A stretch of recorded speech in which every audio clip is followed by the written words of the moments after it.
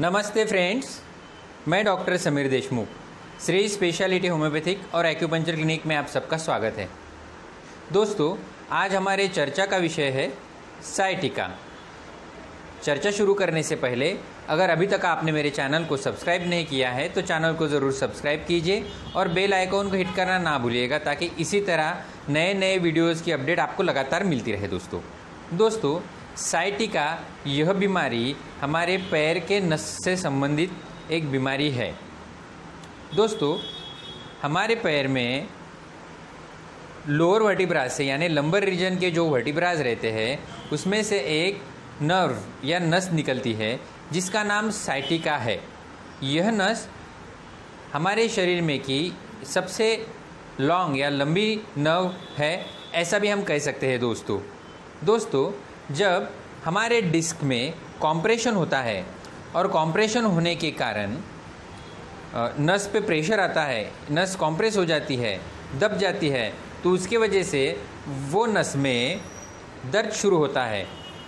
इस तकलीफ़ को सियाटिका या साइटिका के नाम से जाना जाता है। दोस्तों, साइटिका यह बीमारी एक पैर में हो सकती है या दोनों पैर में भी हो सकती है, क्योंकि ये नर्व हमारे दोनों पैर में कमर से लेकर तक नीचे उंगलियों तक के आती है। दोस्तों जनरली साइटिका यह बीमारी स्लिप डिस्क की वजह से या वर्टिब्रल कॉम्प्रेशन की वजह से ही होती है। दोस्तों, और वर्टिब्रल कॉम्प्रेशन होने के बहुत सारे कॉजेज़ होते हैं, जैसे कि बढ़ती हुई उम्र या अनप्रॉपर पोस्चर में काम करना यानी ज़्यादा झुक के काम करना, या कंटिन्यू कंप्यूटर वर्क करना, या कंटिन्यू ड्राइविंग करना टू व्हीलर या फोर व्हीलर की, या कुछ ट्रोमा हो जाना यानी हम गिर जाना गाड़ी पे से या ऊंचाई से या पेड़ से नीचे गिर जाना, इस कारण की वजह से भी कॉम्प्रेशन हो सकता है।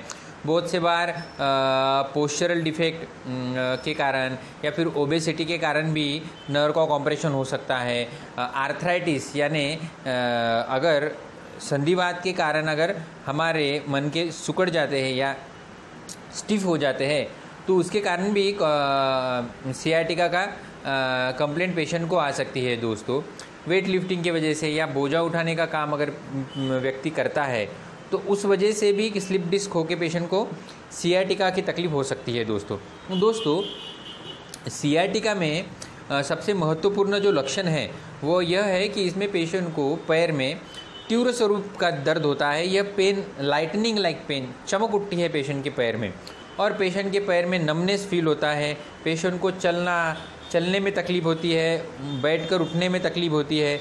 बहुत सारे पेशेंट को हमने देखा है कि पेशेंट को लेटने के बाद ही दर्द ज़्यादा होता है, क्योंकि यह एक पोस्चरल डिफेक्ट है।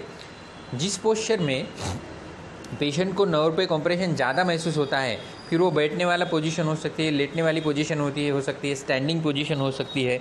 जिस भी पोजीशन में पेशेंट को नर्व पे कॉम्प्रेशन ज़्यादा होता है उस टाइम पेशेंट को दर्द ज़्यादा होता है। दोस्तों मैंने मेरे रूटीन प्रैक्टिस में 10 साल की प्रैक्टिस में देखा है कि बहुत से पेशेंट को इतना दर्द होता है कि पेशेंट दर्द की वजह से रोने लगता है, और पेशेंट कहता है कि ये मेरा पैर आप तोड़ दीजिए डॉक्टर, इतना पेशेंट को दर्द होता है। और पेशेंट वो दर्द सह नहीं पाता है क्योंकि पेशेंट को दिन में चैन नहीं होता है और रात में नींद भी नहीं आती है। दोस्तों, इतना दर्द पेशेंट को सियाटिका में होता है, और पेशेंट का पैर अगर सुन्न पड़ जाता है तो पेशेंट की चप्पल भी पैर से निकल सकती है। दोस्तों इसका जो डायग्नोसिस है वो क्लिनिकली ये डॉक्टर देख के भी बताते हैं। साथ ही साथ इसके कंफर्म डायग्नोसिस के लिए पेशेंट डॉक्टर आपको MRI के या एक्सरे का सजेशन दे सकते हैं। दोस्तों अलाइड साइंस में इसके लिए पेन किलर, कैल्शियम की दवाइयाँ दी जाती है। साथ ही साथ अगर पेशेंट की कंडीशन बढ़ जाती है तो उसमें पेशेंट को डॉक्टर सर्जरी का एडवाइस देते हैं। दोस्तों, लेकिन होम्योपैथी में इसके लिए बहुत ही सेफ और बहुत ही अच्छी दवाइयाँ, कारगर दवाइयाँ उपलब्ध है। दोस्तों, और इसमें तो बहुत सारी दवाइयाँ हैं, लेकिन होम्योपैथिक के ट्रीटमेंट की जानकारी हेतु हम यहाँ पे कुछ थेरापेटिक दवाइयों की ही चर्चा करेंगे, जिसमें सबसे पहली और महत्वपूर्ण दवाई है कोलोसिन 30 या कोलोसिन 200। यह दवाई लेफ्ट साइड के पैर में अगर पेशेंट को दर्द होता है तो बहुत तीव्र स्वरूप का दर्द होता है पेशेंट को, तो ऐसे कंडीशन में कोलोसिन की दवाई 4 ग्लोबीज दिन में 2 या 3 बार या लगातार फ्रीक्वेंसी बढ़ाकर भी हम पेशेंट की कंडीशन देख के दे सकते हैं। साथ ही साथ पेशेंट को अगर राइट साइड सियाटिका है तो पेशेंट को मैकफॉस 30-200 या डायस्कोरिया 30 या 200 पोटेंसी में हम पेशेंट की कंडीशन देख के पोटेंसी ठहराते हैं और फ्रीक्वेंसी भी 4-4 गोलियाँ दिन में 2 बार 3 बार 4 बार पेशेंट की कंडीशन देख के हम दे सकते हैं दोस्तों। पेशेंट को अगर यह कंडीशन ट्रोमा की वजह से या इंजरी की वजह से होती है तो ऐसे कंडीशन में आर्नी का यह दवाई बहुत महत्वपूर्ण है। यह दवाई भी हम 30 या 200 पोटेंसी या 1 m पोटेंसी में पेशेंट की कंडीशन देख के 4-4 ग्लोबुल्स दिन में 2 या 3 बार दे सकते हैं दोस्तों। साथ ही साथ हाइपेरिकम यह भी एक दवाई आर्निका के साथ हम दे सकते हैं, जो भी यह भी दवाई हम 30-200 या 1 m पोटेंसी में पेशेंट की कंडीशन देख के दिन में 2 या 3 बार 4-4 ग्लोबुल्स दे सकते हैं दोस्तों। अगर पेशेंट को अगर कमर में सीवियर दर्द है और वह दर्द पेशेंट को कॉकिक्स में या नीचे के हड्डी तक के पेशेंट को अगर दर्द होता है और पेशेंट को बैठने के बाद उठने में बहुत तकलीफ होती है और साथ ही साथ अगर पेशेंट को पाइल्स की शिकायत है तो ऐसे कंडीशन में स्कूलस 30 या 200 यह दवाई एक रामबाण दवाई पेशेंट के लिए है दोस्तों। यह भी दवाई 4-4 ग्लोबुल दिन में 2 या 3 बार हम दे सकते हैं दोस्तों। साथ ही साथ पेशेंट के पैर अगर सुन्न हो गए हो, बोध हो गए हो और पेशेंट को कुछ महसूस नहीं हो रहा हो तो ऐसे कंडीशन में गैनाफाइलम 30 या 200 पोटेंसी में 4-4 ग्लोबुल्स दिन में 2 या 3 बार लगातार हम दे सकते हैं दोस्तों। इससे पेशेंट के नर्व में सर्कुलेशन चालू हो जाएगा और पेशेंट को राहत महसूस होगी दोस्तों। साथ ही साथ पेशेंट का दर्द अगर चलने से बढ़ता है और पेशेंट को रेस्ट करने से आराम होता है और पेशेंट को इंटरनल ड्राइनेस रहता है और पेशेंट की प्यास बहुत ज़्यादा रहती है, साथ ही साथ पेशेंट को कॉन्स्टिपेशन की शिकायत अगर रहती है तो ऐसे कंडीशन में ब्रायोनिया 30 या 200 पोटेंसी में हम 4-4 ग्लोबुल्स दिन में 2 या 3 बार दे सकते हैं दोस्तों।